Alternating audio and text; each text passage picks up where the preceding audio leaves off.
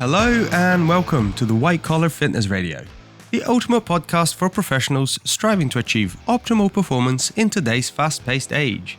I'm your host, Bruno Delladoni, online body transformation specialist and founder of the Health Coach Fitness. I'm here to help you optimize your health and fitness, even if you're short on time.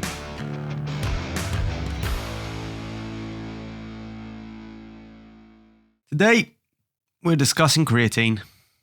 I get asked a lot about creatine, so I thought I would discuss it here. Okay, what is it? Well, creatine gets made in the liver, kidneys, and pancreas. So you actually make creatine. And it's made from the amino acids arginine, glycine, and I always butcher this, methionine. However you pronounce that. Anyway, point being, you make the stuff. You can also find it in meat and fish. And usually, vegetarians and vegans tend to be a little deficient in it. So it's a natural occurring molecule, let's say. In the body, by and large, you get it as creatine phosphate.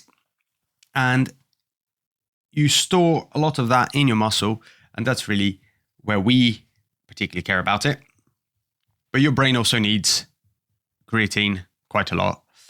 We're going to discuss, obviously, creatine supplementation, but just as I say that your brain needs creatine, we don't know. There aren't enough studies, even though creatine is quite possibly the most researched supplement. We don't actually know yet how much creatine supplementation you'd need for it to affect your brain. Let me just put that there.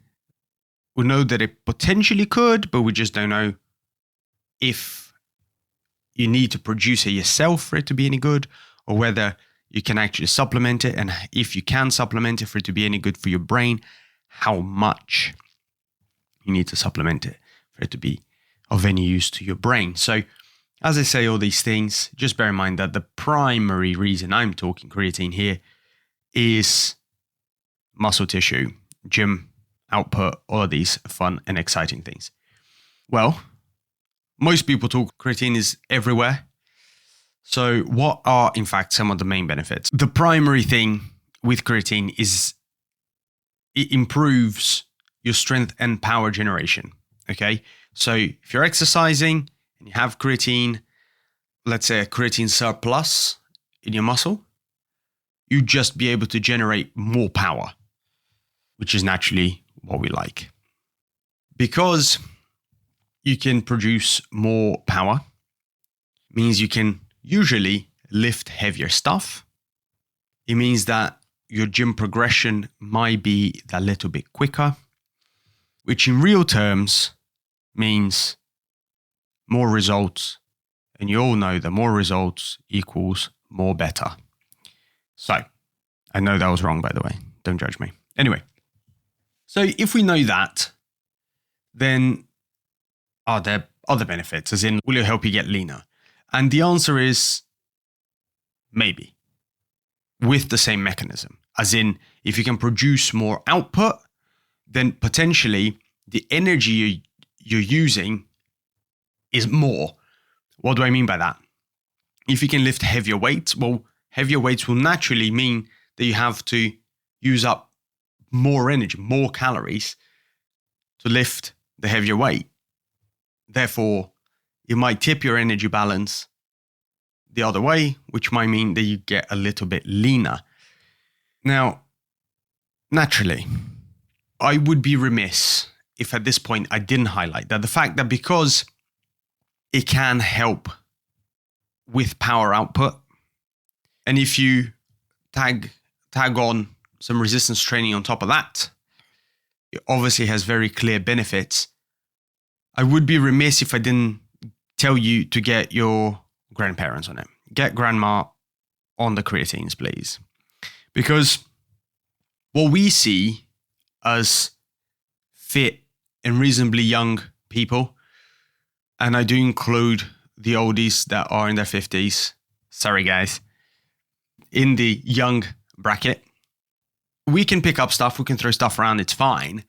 But grandma, who's 92 years old, for her, resistance training might just be moving around, literally walking around the house, lifting her walker up and putting it forwards. That might be enough resistance training. So we obviously have to modulate our perception of resistance training to, let's say, the trainee in front of us. One of the biggest things with older people as they, well, in fact, get older, is that they start losing movement. Now, there's obviously a myriad of reasons for that. But like I say, I would be remiss if I didn't highlight the fact that, and this is just a tangent, but protein consumption and maybe a bit of creatine would help, possibly. Do with that what you will. Now, creatine can, like I said, can have a positive benefit on mental fatigue, especially in highly stressful situations, especially those involving sleep deprivation.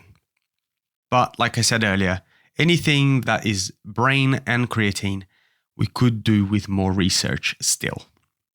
But maybe if you're chronically sleep deprived or acutely sleep deprived even, making sure you have plenty of creatine floating through your system might not be the worst idea. Now, there aren't really, as far as we know, any real serious drawbacks to taking creatine, which hence why I say get grandma on it. The only real drawback that we know of is the fact that creatine will in fact make you hold some more water. So water retention does become a thing, which means that your scale weight, so literally the number on your scale, goes up. Now, does that mean anything in real terms if you're thinking of, I need weight loss? Let's remember, guys, you don't really want weight loss, you want fat loss. So the fact that you're holding a bit of water doesn't in fact matter. And in fact, if it means you can push more weight in the gym and you can be more explosive and your overall power output is increased, then that will help you get leaner, like we said, because of those things, because you can in fact perform better in the gym. Don't get hung up on the number is my suggestion. But if you do compete in a weight sensitive sport, martial arts, Christ, why am I drawing a blank? Well, weightlifting for one, anything like that really, then being heavier on the scales does matter. And that is obviously something to just take into account. Now, it doesn't also take a big search on Google, like it's not down some rabbit hole. If you just Google creatine negative effects, a bunch of stuff comes up. Things like creatine causes your kidneys to fail. No, it doesn't. No, it doesn't. Shut up. Now, I will caveat that with, if you have kidney problems and you're on dialysis, maybe check with your doctor first. I am not a doctor. Don't sue me, please. But for most people, assuming you have normal kidney function, no, you're fine. I have the thing. You need to cycle creatine because you'll cause your, eyeballs to fail. I don't know. People come up with all sorts of random stuff. And like I say, no, there is very little drawback to actually having creatine. And the main drawback is, in fact, a bit of water retention. Creatine is one of those guys that most people should be on. It will, if you're trying to do anything sports related, gym related, anything like that, get on it. It will benefit you in the long term. None of this stuff is short term. Obviously, don't expect that you're going to take your creatine today and tomorrow you're going to look like Arnie. It's just not going to happen. But in 10 years' time, you might. Now, recommendations for creatine. Okay, here's the crack. The marketing team for all these companies has done an amazing job alluring people in and getting them to spend their hard-earned dollar. What you want is plain, good old-fashioned creatine monohydrate. That's it. You don't need any of the fancy stuff. For one, creatine monohydrate has a 95% absorption rate. You don't get better than that. It doesn't matter the 16 different types of creatine that they're trying to sell you in one pill. It's not going to absorb better than 95%. It's just not. So don't waste your money. Creatine monohydrate is your guy. Now, if you can, get yourself some micronized creatine monohydrate. Get yourself some micronized creatine powder.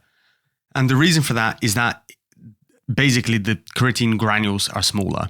They'll potentially dissolve a little bit better in water, which means that you won't hate me or yourself for having it. Because if that thing doesn't dissolve, it's literally like eating sand, and you will physically do some weird voodoo to get back at me because it's nasty. So don't do that, please. But you can take your creatine whenever throughout the day, preferably with food, and preferably if you are loading, which I'll get to in just a moment, you want to do that across several intakes throughout the day, because if you smash a bunch of creatine in one go, you will probably crap yourself. So don't do that, please. Now, I just said about loading. So there is two ways you can, in fact, attack creatine. One is you can have a loading protocol of about 20 grams per day for a week, and then 3 to 5 grams thereafter, forever and ever. Or you can just do your 3 to 5 grams forever. The reason why you would want to load is because think of your muscle as a bucket, and every day you intake your creatine, you're obviously just putting a little bit of creatine in that bucket. And the goal, the aim of the game is to saturate that bucket to the point where you can't, in fact, get any more in. By going through a loading protocol first, you're just saturating it a little bit quicker. But that's literally it. Now, like I say, if you are loading, spread across 3 or 4 intakes throughout the day, preferably with food, so that you don't crap your pants. Nobody needs to be in a meeting about the company's finances whilst really holding in a little avalanche. I'm sorry for those that are more sensitive. But yes, nobody needs that in their life. Okay. Yes.